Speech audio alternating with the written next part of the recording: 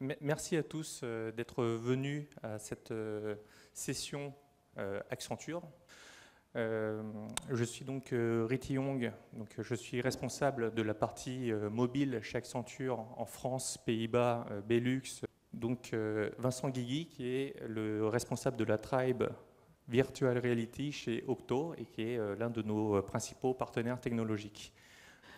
Merci beaucoup pour cette introduction. Laissez-moi vous introduire un peu le sujet de la réalité virtuelle en parlant d'interface.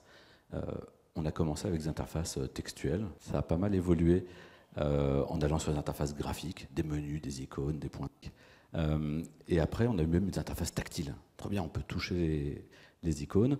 Maintenant, on a des interfaces même vocales. On a des interfaces gestuelles. On peut interagir avec des écrans interactifs par quelques gestes de la main. Mais on reste quand même bloqué à la taille de l'écran.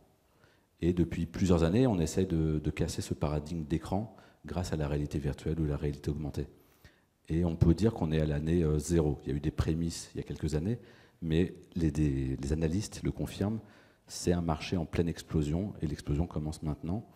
Pour 2025, c'est estimé à plusieurs dizaines de milliards de dollars de marché, avec évidemment la partie gaming, ludique et médias, mais aussi les parties plus industrielles avec la santé, les entreprises et l'immobilier.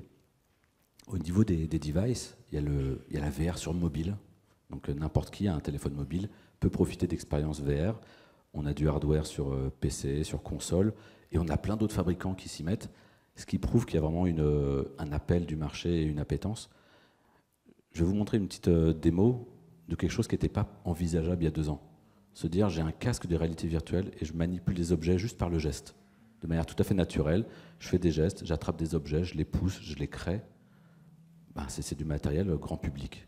On peut acheter ça, on peut avoir ça à la maison. Ce n'était pas envisageable il y a quelques temps. Les cas d'usage sont assez variés sur la VR.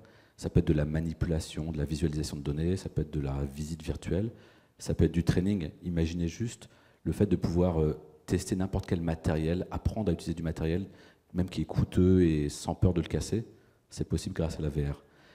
Il y a une partie aussi création artistique qui peut être aussi faire effet de levier sur la VR. Maintenant, si on parle de réalité augmentée, bah là aussi, tout le monde a dans sa poche un terminal compatible avec la réalité augmentée. Un téléphone mobile, une tablette servent à la réalité augmentée. On a des choses aussi un peu plus technologiques avec des lunettes. On se rappelle de Google Glass il y a quelques temps, mais il y a d'autres fabricants qui sont dessus. On peut même avoir des casques de chantier augmentés ou des casques de pilotes aéronautiques ou d'autres véhicules qui sont augmentés. Et on a des casques un peu hybrides comme HoloLens qui permettent aussi de mixer le monde réel et les informations numériques et virtuelles. Un autre exemple, ici on a un moteur, une maquette de moteur, et je peux apprendre à le construire, apprendre à voir comment ça fonctionne. Et en réalité augmentée, je vois les instructions sur comment monter le device très facilement. Et je peux confirmer, et j'aurai une analyse en temps réel sur comment monter mon device correctement. Donc c'est assez intéressant, assez immersif. Dans les cas d'usage de la AR, on a un côté très marketing. Avoir un flyer qui va faire popper directement des modèles 3D des objets, c'est possible avec la AR. Pouvoir collaborer sur des maquettes avec la AR, c'est possible. Avoir des écrans interactifs sur lesquels on interagit.